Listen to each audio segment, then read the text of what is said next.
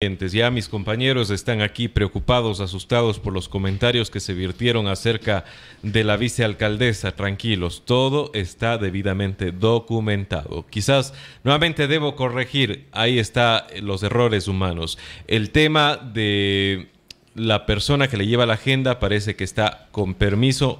Yo al parecer he dicho que ha renunciado o ya no está más trabajando con la vicealcaldesa, pero se trata de un permiso, me ha corregido mi compañero.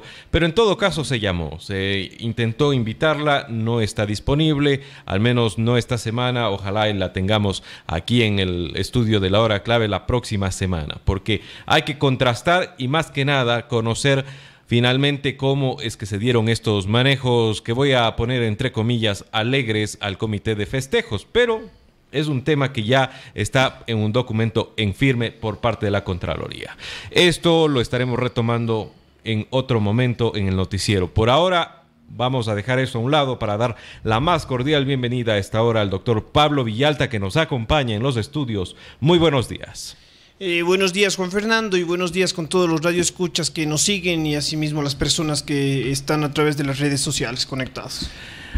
Amigos oyentes, lo hemos invitado al doctor Villalta para poder analizar lo que considero es una crisis política que está viviendo el país. Hemos recorrido varios momentos en tan pocos días, entre ellos sucumbir a una vicepresidenta ante escándalos de corrupción. No es la primera, doctor Villalta, y probablemente no será la única figura pública, política, inmiscuida en esta trama. El día de ayer, y le voy a dar la primicia, estuve conversando con el doctor Andrés Páez. Él dice que la próxima semana se vienen más escándalos de diezmos. ¿Usted considera, y con esto arrancamos el análisis que damos a nuestros amigos oyentes esta mañana, el Ecuador está en crisis política o no? Juan Fernando, totalmente. En realidad vivimos una crisis política y una crisis moral en el país. Creo que es indudable. Los últimos acontecimientos que van surgiendo durante todos estos días nos dan cuenta de ello, que en realidad estamos viviendo una crisis de inestabilidad política y sobre todo una crisis moral. Como manifiesto, en los 2 últimos años hemos tenido ya 2 vicepresidentes acusados por temas de corrupción. Tal es así que María Alejandra Vicuña ha renunciado al cargo. Ella manifiesta que lastimosamente que por ser mujer y por ser de izquierda se le ha discriminado, lo cual es totalmente falso. Ella está siendo investigada por temas de corrupción y únicamente eso es lo que hay que alegar y lo que hay que seguir. Se le acusa de temas de concusión y tráfico de influencias y bueno, la justicia ecuatoriana tendrá que determinar las responsabilidades que tiene ella dentro de este panorama o dentro de estos casos. Doctor Villalta, no podemos ver con ojos de optimismo y quizás darle un voto de fe a la ex vicepresidenta, teniendo en cuenta que ella da un paso al costado y se arriesga porque ha perdido la inmunidad que tenía a ser vicepresidenta precisamente. Bueno, en realidad la Constitución nos garantiza la presunción de inocencia. Ella hasta el momento no ha sido juzgada, por lo cual goza de una presunción de inocencia y deberá seguirse el debido proceso para poder determinar si tiene o no culpabilidad dentro de los delitos de los cuales se les está acusando. Habría que ver ya las pruebas de descargo. Sin embargo, de lo que hemos visto existen elementos realmente fuertes y válidos en las cuales se puede apreciar que existen depósitos en la cuenta personal de ellas, de sus ex asesores, depósitos que van desde los 300 hasta los $1.500 mensuales, lo cual es totalmente grave y tendrá ella que demostrar cómo lo obtuvo y por qué sobre todo tiene esta cantidad en cuentas personales. ¿Tenemos una crisis institucional acaso cuando vemos que en una cuenta personal se maneja esa cantidad de dinero dentro de una figura que ha estado ya durante algún tiempo en el imaginario político y se llega a sumar entre número y número más de 1.200.000 en movimientos que al parecer nadie pregunta de dónde se originan? Totalmente, por lo menos termina siendo raro, terminan siendo movimientos inusuales. No estamos hablando de cifras de 10, $100, estamos hablando de cerca de $1.200.000, lo cual es totalmente grave. Tendría que demostrarse, destinar, ver qué es lo que hacía ella en tiempos legislativos, porque en realidad las cuentas y los montos son grandes Y de lo que se le acusa y de lo que sus ex asesores también han manifestado es que ella obligaba, no es una contribución voluntaria como se lo ha querido llamar, que es un tema de diezmo, sino que era una obligación que ellos tenían que pasar debido al puesto que ellos manejaban. Es por ello que este momento está siendo investigada y se sabe que no es la única, que se vienen también algunos asambleístas con ellas y lastimosamente lo que estamos viviendo, de acuerdo a lo que vimos en los últimos días, no es que las denuncias se las hacen por limpiar la corrupción, sino se las hacen a conveniencia. ¿Por qué? Porque cuando las asambleístas, Sofía Espín estaba yendo a ser despedida, se ve claramente que ella en la Asamblea Nacional, incluso hay un video en la cual ella se acerca donde los asambleístas de Alianza País les dicen: miren lo que tengo en mis manos, tengo una declaración juramentada en la que si caigo yo cae también la vicepresidencia. Estamos viviendo una suerte de juego de tronos, en realidad más que termina siendo por convicción de lucha y erradicación de la corrupción, termina siendo por conveniencias políticas. Sobre lo que usted ha hecho mención, nos podemos recordar que Jimena Peña, asambleísta por los migrantes en Estados Unidos y Canadá, dijo conocer, haber visto ese documento, pero no denuncia, se queda callada. ¿Es conveniencia? ¿Qué corresponde a la Asamblea? ¿Qué debería hacer? Aquí hay un tema de responsabilidad. ¿Conoció entonces del delito y se quedó callada? En realidad es así, se sabe que el documento ya se conocía mucho antes que salga a los medios públicos, sin embargo poco o nada se hizo, lastimosamente, como bien manifiesto y sobre todo con los hechos que se están dando. Estamos viendo que las denuncias se las hacen por conveniencia o por presión, más que en realidad por una convicción de erradicar con la corrupción. Y es ello que requiere que se haga una depuración en la Asamblea sobre el tema de los diezmos, que con el pasar de los tiempos hemos visto que incluso ha sido una práctica casi común en ciertos asambleístas e incluso aceptada por algunos partidos políticos, lo cual es totalmente preocupante y alarmante. Nos escriben a través de las redes sociales en esta hora y nos dicen: buenos días, amigos de la W. Una pregunta para el doctor: ¿qué opina del doble sueldo que cobra el presidente? ¿Es legal? ¿Es ético? En primer lugar, dice también: ¿qué opina sobre los muebles que recibió en Ginebra? ¿Cree que es hora de usar la muerte cruzada ante tanta corrupción? Muchas gracias. Bueno, muchas gracias por la pregunta. En realidad, sobre los muebles y la donación que ha sido hecho por un empresario al presidente, tendría que demostrarse. En realidad, la corrupción hay que atacarla de raíz, y si está haciendo, o al menos es un movimiento inusual, tendría que el presidente dar una explicación. La ministra María Paula Romo ha hablado sobre el tema, ha manifestado que no sería ninguna acción de delito público, ni mucho menos. Sin embargo, creo que por lo menos tendría que demostrarse cómo es que nace esta donación en sí de muebles. Sobre la muerte cruzada, en realidad no creo que sea el momento oportuno. Ecuador no necesita más inestabilidad política. Ecuador lo que necesita es pelear contra la corrupción, luchar contra la corrupción de raíz, que no solo hay en altos mandos, sino también empieza desde los ciudadanos. Recordemos que los mismos asesores y trabajadores de los entonces asambleístas lo denuncian después de la práctica de 3 o 4 años, cuando tuvieron ya el momento de hacerlo mucho antes. Entonces la corrupción no viene únicamente por los altos mandos, sino viene ya desde pequeñas acciones, y eso es, creo, lo que se debería erradicar. Por el momento no creo que la muerte cruzada sea la opción, más sí buscar en realidad una ruta que nos lleve a erradicar la corrupción. Sin embargo, manifestando ya todas las posibilidades que deberían hacerse en la Asamblea y sobre todo desde el ámbito legal para luchar y combatir esto. ¿Cómo debemos recibir los ecuatorianos la terna que llegó a manos de Elizabeth Cabeza el día de ayer? ¿Cómo recibir a estos ilustres desconocidos? Bueno, más o menos, porque 16 millones de ecuatorianos al menos han confesado de la manera más sincera de no conocer ni saber quiénes son. Bueno, de la terna, en realidad, como vamos viendo de estos 2 años de gobierno en sí de Lenín Moreno, obedece un poco a la ruta o a la guía que ha marcado Moreno en cuanto a su modelo de gobernar. En este caso, lo que se está haciendo es totalmente quiere desvincularse un poco del correísmo. Recordemos que la última terna que envió para sustituir a Jorge Glass fue totalmente aliada al correísmo. Recordemos que entre esas estaba Rosana Alvarado, María Alejandra Vicuña y asimismo María Fernanda Espinosa, que en su momento fueron fiel creyentes del correísmo. Sin embargo, el día de hoy lo que hace es sacar a 3 personas que no se encuentran con vinculación política alguna, en las cuales se encuentra un periodista, una persona que ha sido vinculada a temas de trabajo social y una persona que está vinculada también a temas universitarios.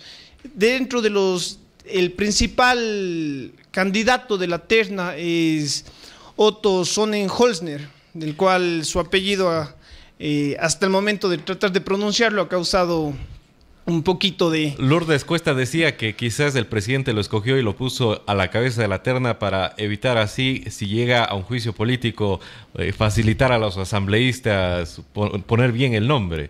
Así es, en realidad, pero bueno, él es el que está este rato comandando la terna y se cree que es la persona que este rato tiene mayores aspiraciones, pues el día de ayer recibió ya el respaldo del bloque de Creo, del bloque Partido Social Cristiano y también del bloque de Alianza País, lo cual le haría que tenga los votos suficientes para ser el vicepresidente. Lo bueno en realidad que no es una persona vinculada de raíz a un partido político y es una persona que cumple con perfiles por lo menos honestos. No se ha visto que al momento se tiene casos de corrupción, ni mucho menos. Sin embargo, dentro de la crítica se manifiesta que, recordando que si llegase a pasar algo con el presidente Lenín Moreno, sería la persona que tiene que asumir la presidencia. Y es una persona que está muy vinculada desde el ámbito privado, sin embargo, desde el ámbito político se ha manifestado que aún no tiene la experiencia suficiente y únicamente el tiempo sabrá decirnos si contempla o no con los perfiles necesarios. Si ellos aceptaran, cualquiera de ellos, la designación de vicepresidente, ¿no sería eso corrupción? Porque corrupción no solo es aceptar plata, sino también un cargo al cual quizás no tenemos ni la experiencia o el conocimiento para estar.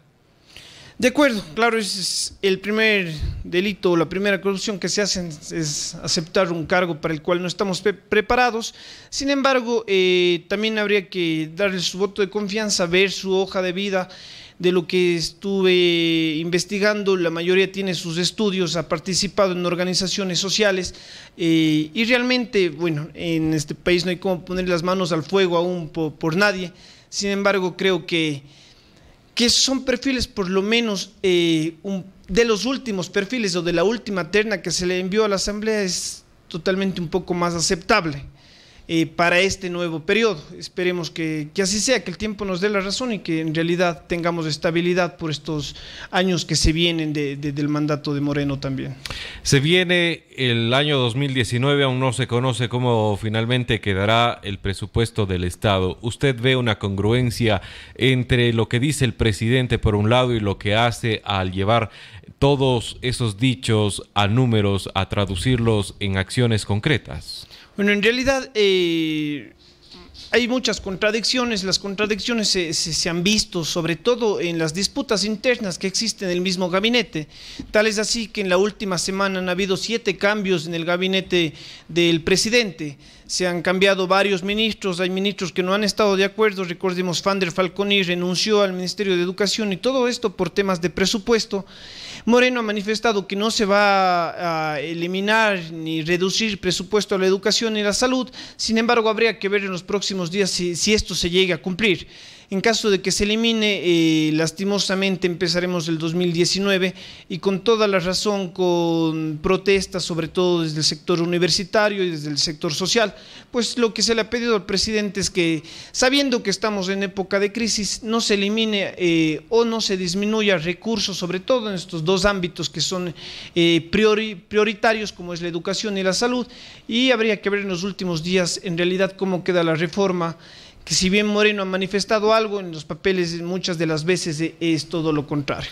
Hemos tocado con usted, doctor Pablo Villalta, los temas de coyuntura política y los hechos que han sido totalmente conocidos y han estado en el ojo y el escrutinio público los últimos días a nivel nacional.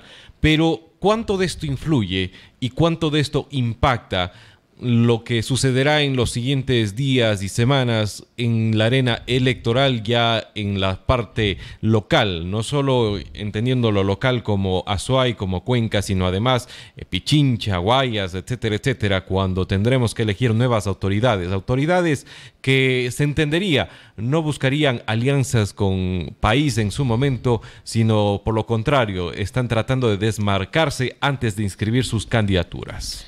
De acuerdo, influye bastante debido a que ya en los próximos días estamos a elecciones seccionales y lo que este rato se está haciendo es tratar de desvincularse. Como Moreno ha intentado estos años tratar de desvincularse del correísmo, lo mismo sucede en sí ya en las elecciones seccionales. Pues recordemos que Rafael Correa y sus fieles partidarios, quienes se han peleado ya de Alianza País, al momento no constan con movimiento inscrito legal, entonces muy difícilmente podrán participar en la papeleta. Sin embargo, también debido a los últimos casos de corrupción que salen de Alianza País, las vinculaciones o en sí los convenios que se estarían prestando en la mayoría de ciudades se está afectando y sobre todo se está tratando de buscar una línea diferente que se desmarque un poco de un partido que lastimosamente estos últimos años ha sido símbolo de corrupción, sin dejar de lado también corrupción que existe en otros partidos, pero creo que va a influir bastante en la etapa electoral, porque lo que se va a tratar es de desmarcarse de la línea que hasta hace poco venía siguiendo y que era la línea fuerte. Recordemos que el correísmo ganó varios años, sin embargo creo que hoy la opción que ven muchos es tratar de desmarcarse y sobre todo atacar de raíz a esa corrupción o a ese partido político. Tendremos que elegir alcaldes, prefectos para que desde el 2019 estén al frente. Se empiezan a barajar nombres, se empieza a decir quiénes estarán en la papeleta. Muy pocos han aceptado de manera frontal que estarán en las papeletas. Incluso los nombres que más suenan, como son el actual alcalde, el actual prefecto, son dos de las figuras que no están ni siquiera inscritas. Jefferson Pérez, por lo contrario, está en plena carrera electoral, aunque tampoco ha salido a dar declaración alguna de manera frontal. Dicen que sus asesores lo mantienen bien calladito para evitar que caigan las encuestas en los sondeos. ¿Usted ve como un acto prudente la no inscripción y sinceración de los políticos hasta la fecha, teniendo en cuenta que solo les queda 14 días para inscribir sus candidaturas en el Consejo Nacional Electoral? Bueno, en realidad obedece a una base de estrategia desde el tema político. Veremos en los últimos días ya en sí las inscripciones que ya secreto a voces conoce la mayoría de la ciudadanía. Sin embargo, obedece un poco a un tema de estrategia debido a que el salir primero se supone que se hace más vulnerable ya a los comentarios y a la crítica, y es por ello que creo que en los últimos días estaremos viendo ya en realidad todas las inscripciones que tengamos para alcaldes y prefectos dentro de la ciudad de Cuenca y la provincia de la Azuay particularmente, que creería que se hará la última semana. Estarán inscritos aquellas personas que secretos a voces sabemos que ya van a constar en la papeleta. ¿Ve como mordaz lo que se viene? ¿Ve que tendremos una campaña electoral sucia cuando desde ya las redes sociales están jugando un papel importante a través de nuevas páginas, memes, etcétera, unos contra otros? Lastimosamente estos últimos tiempos, y de acuerdo a un estudio que se ha hecho, las redes sociales juegan un papel importantísimo dentro de las elecciones. En Brasil sucedió hasta hace poco y no se diga ahora en las seccionales, empiezan a crearse nuevas páginas y páginas que lo que buscan es desprestigiar al otro candidato, más que en sí compartir las propuestas de los candidatos. Es por ello que los ciudadanos tenemos la opción de rechazar estas páginas o estas noticias falsas. Creo que es nuestro deber y obligación al menos informarnos para tratar de que al menos en Cuenca y en el Azuay existan elecciones seccionales limpias. Tratar de aquellas páginas que se crearán y seguramente los trolls que se crearán por partidarios no tengan mayor enfoque o no tengan mayor réplica dentro del ámbito político. Ojalá y espero que esto sea. Esto también nos obedece a nosotros como ciudadanos, el tratar de, como nuestra responsabilidad, al menos informarnos antes de compartir una noticia. Sin embargo, creo que se influirá aquellos perfiles y un poco la campaña sucia que se manejará sobre todo en redes sociales. Muchísimas gracias, doctor Villalta, por la oportunidad de conversar y analizar la coyuntura política nacional y local por estos días. Gracias, Juan Fernando, y a todos los amigos que nos escucharon, siempre a las órdenes. Estamos en la hora clave, su voz es la W a través del 288-2178.